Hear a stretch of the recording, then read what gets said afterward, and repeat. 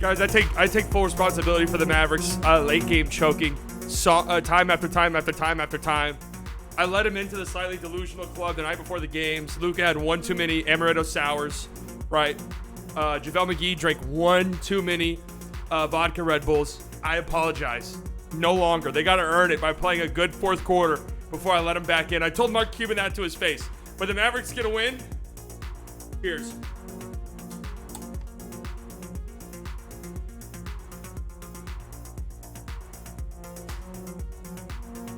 Mavericks going to win? Let's talk about it. There's a lot to talk about. First and foremost, I just want to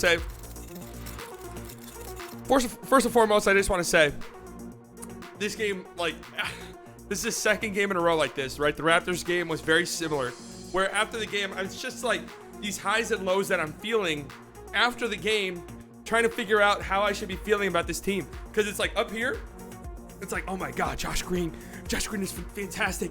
He was amazing. And then it goes all the way down. I'm like, oh my God, they gave up that offensive rebound. Like they almost choked the fucking game. They had a 10-point lead with 2 minutes left. But then it's like, I'm right back up. Luka Doncic, 9th straight 30-plus point game. It's unbelievable, but I'm right back down. I'm like, oh my God, they damn near blew a 10-point lead. They fouled KD with 6 seconds left, the chance to tie the game at the free throw line. Thank God he missed. So it's just all over the map.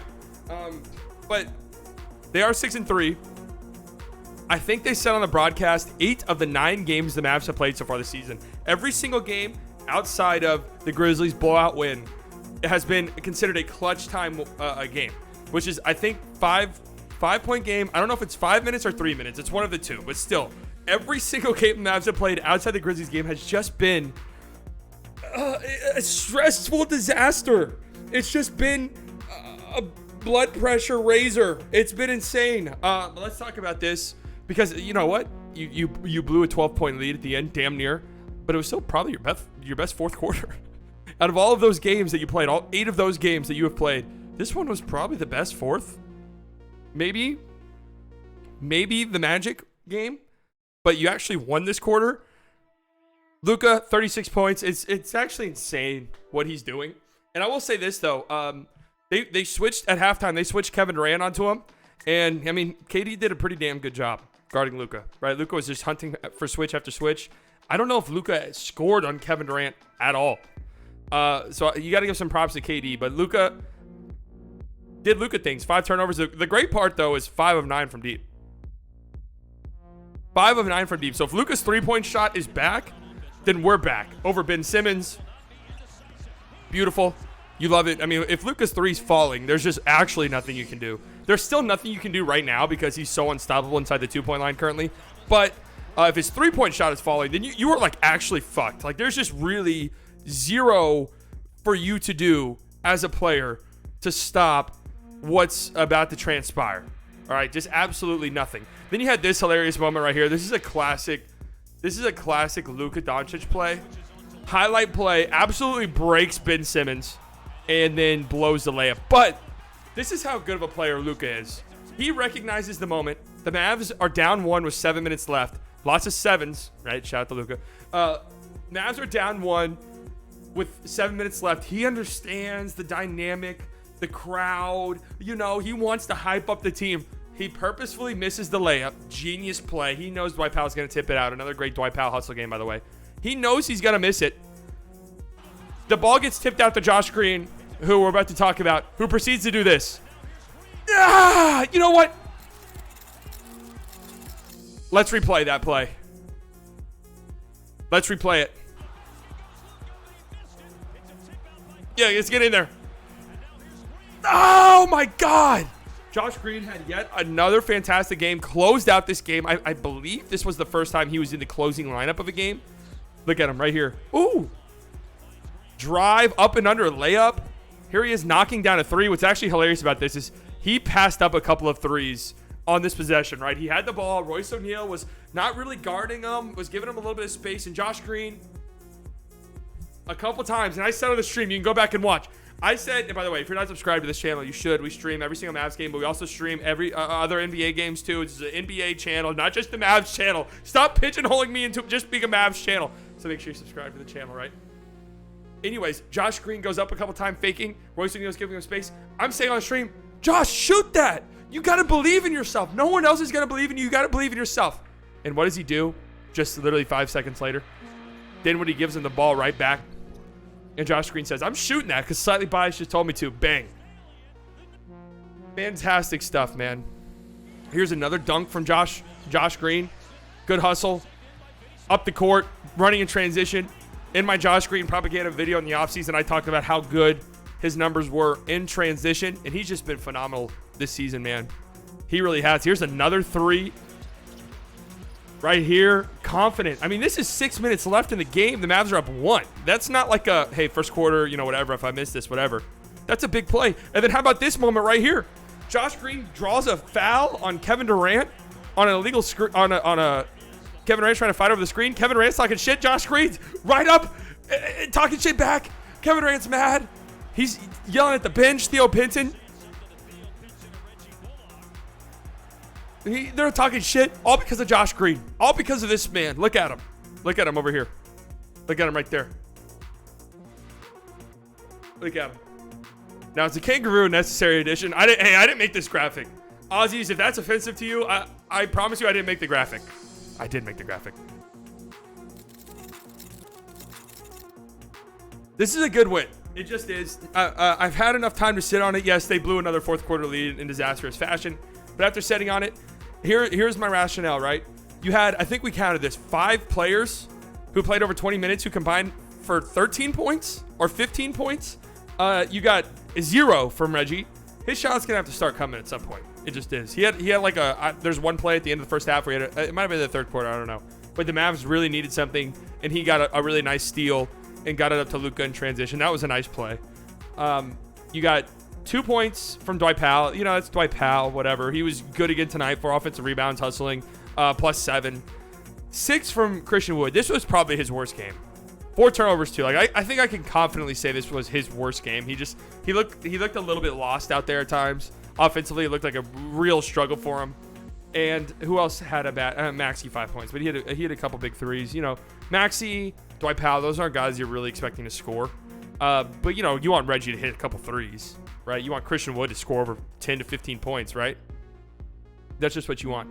The JaVale McGee experiment's dead. Like I think this actually cements it because I didn't clip it, but JaVale McGee had the ball above the break and had like Luka. He tried a little touch pass lob up to Luka, who had an easy basket. The pass just went fucking 10 feet over Luka's head. KD stole it. Luka immediately looked at the bench and said something.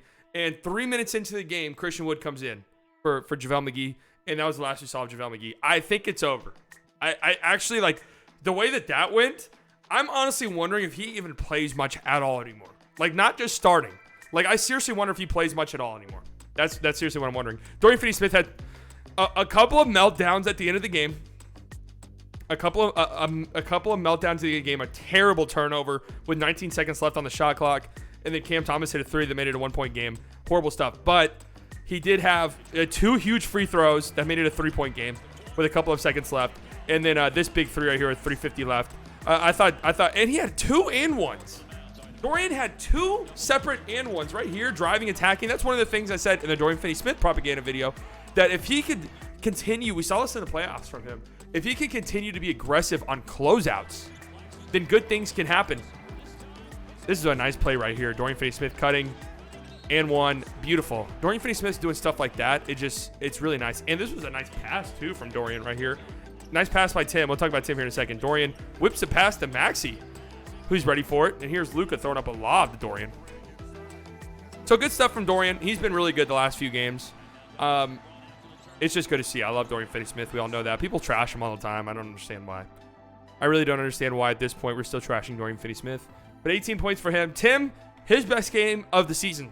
The best start to a game of the season. 11 points for him, 4 of 8. The 3 was falling. He hit his first 3 of the game. I said, yeah, we're rolling.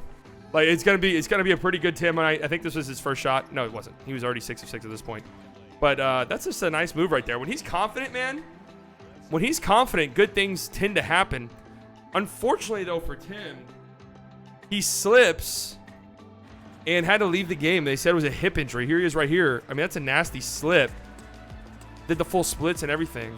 So that's not what you want to see at all. I'm a little bit fearful that might be a few weeks worth of an injury, and here's Luka slipping too. So the floor was slippery tonight, I guess, which is not what you want to see. But hopefully Tim doesn't have to miss too much time because, you know, I've trashed him a little bit to start the season. But I will say this: if he's hot and hitting shots, you want him out there. And tonight was good.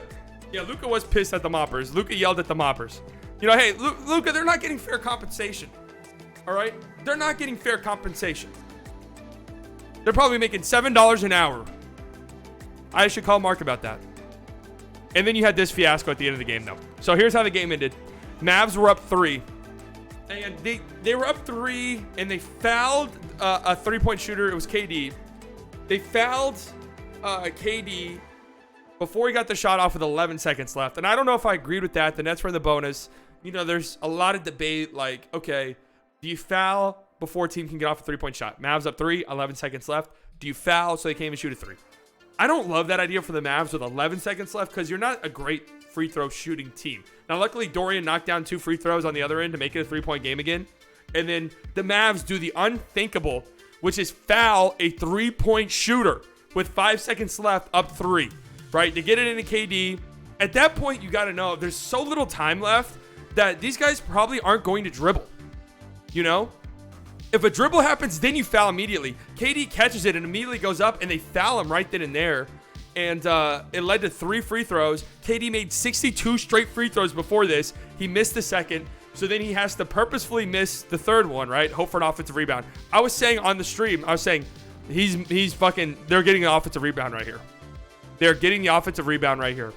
And wouldn't you know it, they get the offensive rebound, and thankfully it just didn't work out for the Nets, and the Mavs come out with a win. And on top of all of that, Kid called a really bad timeout, I thought, with 10 seconds left. Their last timeout in a one-point game to advance the ball.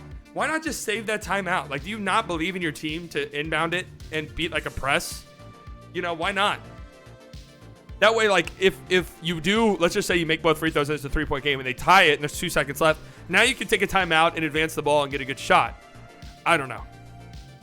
It wasn't a great end of the game for the Mavericks, but they do pull out a win. They're 6-3 now. They've won 4 straight games, and, you know, things are starting to look up. And you have to just think, man, if this team just figures out fourth quarters, this is an elite level team. Like, this is a dominant team. It is. They dominate the first 3 quarters of games. And you have to give up 94 points. That's amazing. I know, especially considering you gave up 34 in the first quarter. So defensively, you played really well tonight. They did a good job on KD. I know he has 26 points. I mean, KD's going to be KD. He's going to get his. But you made life incredibly difficult for him. Good job there. Cam Thomas had 19. I thought this game was horribly officiated. Like, Cam Thomas had a megastar Hall of Famer, all-time Hall of Famer, all-time great level whistle. It was absolutely insane to see. But you still pull out the win. Let's see. I'm not going to spend too much time in the Discord because sometimes you guys said a lot. And we'll see. I'd shoot my nails off all game. I can't take this shit anymore. Yeah. Mavs win. Another stress fourth quarter. 36 points for Luka. 5 of 9 from deep. Yeah, that's really big. So let's do the math. 11 of 22 from the field. 5 of 9 from deep. So what does that mean? 6 for 11 from inside the arc. Am I right on that? A little bit below. That's way below average for him. Way below average. Yeah, Dinwiddie did not play well tonight, but I think you're going to have those Dinwiddie games from time to time. Josh Green, yeah, maybe his best game of his career. Tim Hardaway was on pace for a great game, 100%. Palace to that guy. I don't care what they say, but he should have made that layup. He smoked another Luka highlight. That is true. Luka made an insane pass to Dwight Powell. He smoked the layup, but whatever. Dinwiddie struggling on offense. Yeah, did not play well offensively. Christian Wood, bad game, 100%. Maxey was great down the stretch through defense. That's always Maxey. That's why he plays. People like really don't understand that. Somehow the Mavs out-rebounded the Nets. That doesn't feel right. Like Nicholas Claxton himself out-rebounded the Mavs, it feels like. Always. Simmons, yeah, Ben Simmons didn't have a great game, which is funny because there was a report going around today that the Mavs were interested in Ben Simmons from some random guy. So, I don't know. Anyways, Mavs win. Feel good.